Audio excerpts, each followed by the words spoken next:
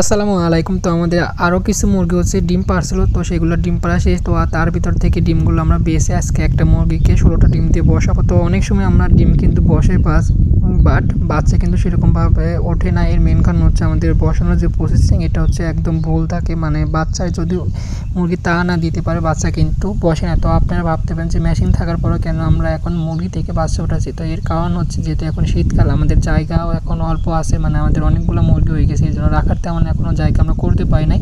তারপরে এই বাচ্চাগুলো ব্রিডিং করতে এখন শীতের সময় একটু সমস্যা হবে, এর জন্য আমরা এখন মুরগি দিয়ে উঠাবো। কারণ মুরগি দিয়ে উঠালে ব্রিডিং তেমন করতে হয় না, শুধু কিছু মেডিসিন আর খাবার দিলেই কিন্তু বাচ্চাগুলো বেঁচে যাবে। যেহেতু এখন শীতের সময় প্রচুর পরিমাণে ওদের তা বা ওমের যে জিনিসটা সেটা প্রয়োজন আছে, এই জন্য এখন আমরা মুরগি দিয়ে রেগুলার হচ্ছে বাচ্চা ওঠাচ্ছি। তো আজকে যে মুরগিটা বসাইলাম সেটা হচ্ছে আগের যে একটা ভিডিওতে বাচ্চা ওঠানো মুরগি দেখেছেন তারই হচ্ছে একসাথে জোড়া, মানে ওরই বোন এক সাথে ওরা উঠছিল, তারা সবাই একসাথে ডিম দিয়েছে। তো আজকে দ্বিতীয় আরেকটি মুরগি আমরা বসাবো। তো আপনারা এরকমভাবে কিন্তু নিচে মানে খ্যার দিয়ে ডিমগুলো দিবেন যাতে সবগুলোতে।